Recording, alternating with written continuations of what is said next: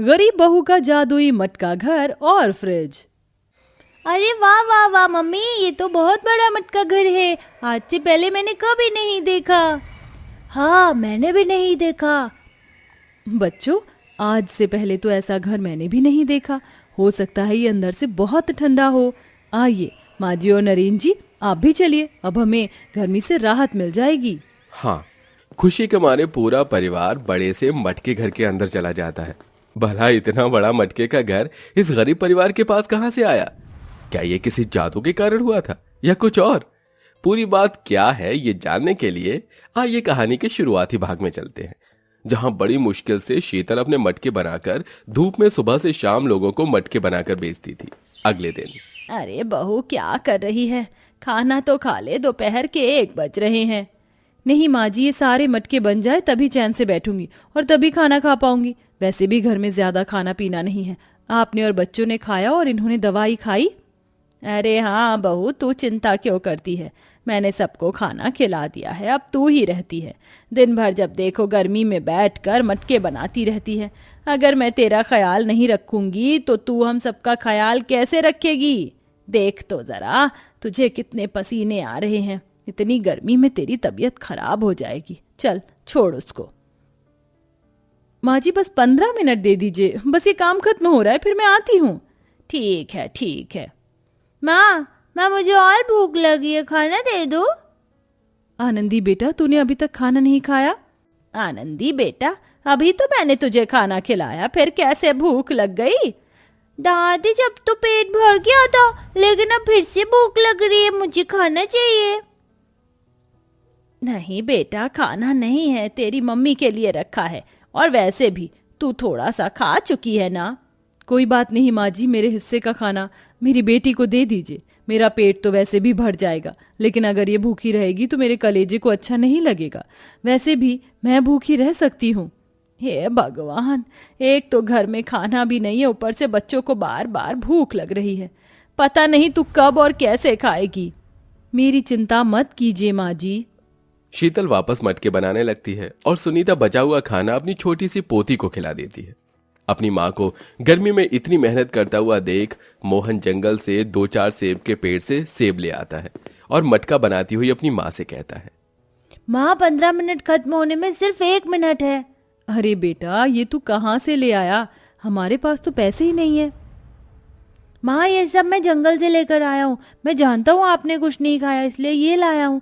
आप जल्दी से खा लीजिए, बहुत देर हो गई है आपको, वरना मैं भी कुछ नहीं खाऊंगा। अच्छा अच्छा, ठीक है मेरे बच्चे, मैं खा रही हूँ। जितना बड़ा नहीं है उससे ज्यादा समझदार हो गया है और सबका ख्याल रखता है मेरा मोहन।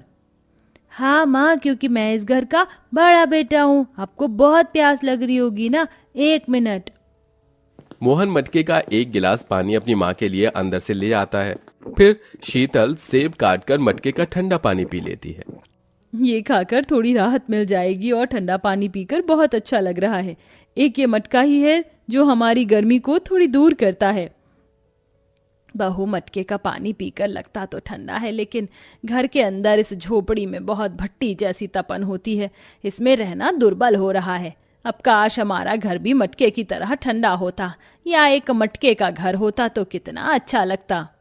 दादी, इतना बड़ा मटका घर कभी नहीं हो सकता, और माँ बनाना चाहेंगे तो बनेगा भी नहीं, क्योंकि इसके लिए बहुत तादाद में मिट्टी चाहिए और फिर सूखेगा उठेगा कैसे सपने में। तभी छोटी आनंदी और व्हील चेयर पर नरेन बाहर आ जाता है। अरे क्या बातें हो रही हैं? सब बाहर है। मुझे घर के अंदर अकेला छोड़ दिया। मेरा भी मन नहीं लग रहा था। गर्मी तो यहाँ भी है वहां भी है। जी, ये तो है। माँ, हमारे घर में फ्रिज क्यों नहीं है? वो ले आओ ना, मटके से ज्यादा फ्रिज का पानी ठंडा होता है। नहीं, हमें फ्रिज वगैरह की कोई जरूरत नहीं है। मटका है तो सही, उसमें हो जाता है ठंडा पानी, फिर क्यों खर्च करना। चलो सब अंदर चलो, बहुत तेज धूप लग रही है। लू लग गई तो और खर्चा होगा। वैसे ही घर में पैसों की बहुत कमी है। हाँ बच्चों, अंदर चलो। फिर सब अंदर चले जाते हैं। शीतल भी अपने परिवार के साथ थोड़ी देर आराम करती है। ऐसे ही एक दिन आंधी के कारण उनके घर की छत टूट कर गिर जाती है, जिससे पूरा घर तबाह हो जाता है। हे भगवान, अब हम कहाँ जाएंगे? हमारा तो हमसे घर ही छिन गया, इतनी गर्मी में कहाँ भटकेंगे। बहू, अब हमारे बच्चों का क्या होगा? ऊपर से मेरा बेटा अपाहिज है, कहाँ रहेंगे अब हम सब? अपना छत है ना, खाना पीना है, कुछ नहीं बचा। माँ, दादी, पापा, आप सब जंगल चलो, वहाँ पर एक सेब का पेड़ है, उसी को ही खाकर गुजारा कर लेंगे। और वहाँ इतनी धूप नहीं है तो वहाँ डेरा डाल देंगे। हाँ माँ जी, मेरा बेटा बिल्कुल ठीक कह रहा है, वहीं चलते हैं। फिर पूरा परिवार जंगल की ओर चल देता है और एक गांव में पास के पेड़ से सेब तोड़कर चादर बिछाकर सब वहीं लेट जाते हैं। सभी लोग सो रहे थे, तभी शीतल को किसी जानवर की आवाज आती है। उसे देखने के लिए वो उठकर जाती है तो पीछे पीछे आनंदी भी चली जाती है। मम्मी, कहाँ जा रही हो? अरे बेटा, तू यहाँ पर क्यों आई? अगर कोई जंगली जानवर निकला तो? नहीं माँ, कोई जंगली जानवर नहीं हो सकता। आपको इस खरगोश की आवाज आई होगी। देखो, इसके पाँव में चोट लगी है और ये रो रहा है। हे भगवान, इसके पैर में तो कांटा चुभा है जो निकालना होगा, जब ही खून बंद होगा। शीतल उसके पांव से कांटा निकाल के अपने पल्लू से खून साफ करके दोबारा पल्लू उसके पांव पर बांध देती है और उसको सहलाती ही है कि वो खरगोश एक रोशनी के साथ प्रकृति माँ बन जाती है। अरे आप, अभी तो मेरे पास एक खरगोश था। खरगोश नहीं, खरगोशनी। वैसे मैं प्रकृति माँ हूँ। तुमने मेरी जान बचाई, मुझे पुचकारा, मेरे लिए अपना साड़ी का पल्लू भी फाड़ा। इससे पता चलता है कि तुम बहुत दयावान और नेक दिल इंसान हो। पर मुझे तुम कुछ परेशान सी लग रही हो। क्या बात है, बताओ। तुम मुझसे कुछ भी मांग सकती हो। क्या? सच्ची में? तो फिर हमारे पास घर नहीं, आप एक मटके का घर दे दो। चुप आनंदी, हमें कुछ नहीं चाहिए। तुम्हारी छोटी सी बच्ची का सौम्य देख मुझे लगा, इसीलिए मैं तुम्हें जादू से जादुई घर का मटका दे रही हूँ। प्रकृति देवी के कहते ही उसके हाथ में एक जादू सी चमचमाती रोशनी में एक मटका आता है जो वो शीतल को दे देती है। मुझे नहीं लगता ये छोटा सा मटका हमारा घर बन सकता है। चिंता मत करो, जरूर बनेगा। जैसे ही तुम्हें जमीन पर रख कर कहोगी, ऐ जादुई मटके घर में बदल जा, तो वो घर में बदल जाएगा। देवी माता, मटके का घर हो सकता है तो क्या मटके का फ्रिज भी हो सकता है? बिल्कुल, ये लो एक और जादुई मटका, ये फ्रिज बनेगा। अब चाहे गर्मी हो या सर्दी, तुम इस मटका फ्रिज से जो भी खाने पीने का मांगोगे, ये तुम्हें सब कुछ देगा।